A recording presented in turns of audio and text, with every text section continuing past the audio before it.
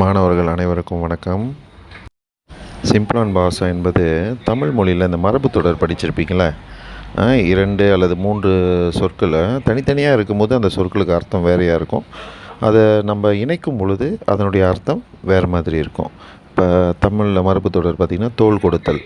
தோள்னால் நம்ம தோள்பட்டை, கொடுத்தல்னா கொடுக்கறது. பட் ரெண்டும் இணைஞ்சால், தோள் கொடுத்தல் என்பதை இணைந்தால் ஒருத்தருக்கு இல்லை மற்றவங்களுக்கு உதவி செய்கிறதுன்னு அர்த்தம் கொள்ளும். ஓகே, இங்கே நீங்கள் பாருங்கள், அது மலாய் மொழியில் சிம்பிளான் பாஷா, அதை தமிழ் மொழியில் நான் மொழிபெயர்த்து கொடுத்துருக்கேன்.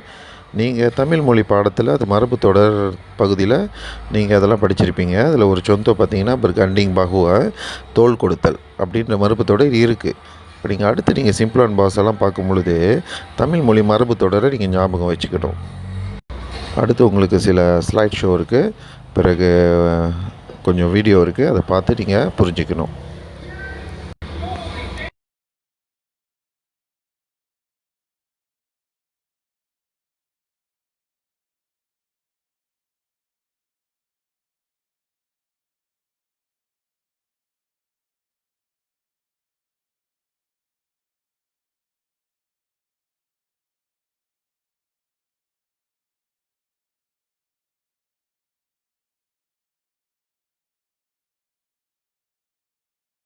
Ada jalan, maksudnya mempunyai cara penyelesaian.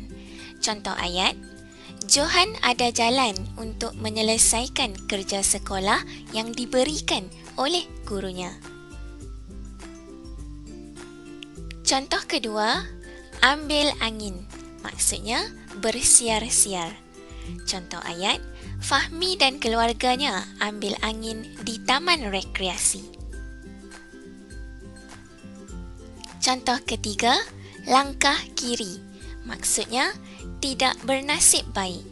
Contoh ayat, Encik Irfan langkah kiri hari ini kerana keretanya rosak dalam perjalanan ke pejabat.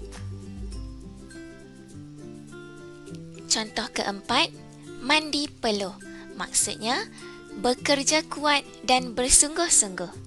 Contoh ayat, setiap hari Salim bermandi peluh mengusahakan kebun sayurnya. Contoh kelima, putus asa, maksudnya hilang harapan. Contoh ayat, Mewan tidak berputus asa walaupun mendapat tempat ketiga dalam pertandingan nyanyian. Contoh keenam, susah hati, maksudnya perasaan sedih atau duka cita. Contoh ayat, Encik Rohan berasa susah hati kerana kehilangan pekerjaan.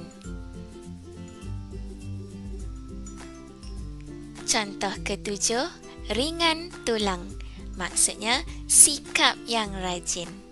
Contoh ayat, Uyana seorang anak yang ringan tulang kerana selalu membantu ibunya di dapur. Contoh ke-8, buah tangan, maksudnya hadiah atau pemberian. Contoh ayat, Bahira membawa buah tangan semasa melawat Laila di hospital. Contoh 9, ganding bahu, maksudnya sikap bekerja sama atau tolong-menolong. Contoh ayat, Encik Halim dan rakan-rakannya berganding bahu membersihkan kawasan kampung mereka. Dan contoh yang terakhir, ulat buku, maksudnya suka membaca. Contoh ayat, Rohan dikenali sebagai ulat buku kerana dia sangat rajin membaca. Semoga dengan perkongsian cikgu ini akan memberi manfaat kepada murid-murid.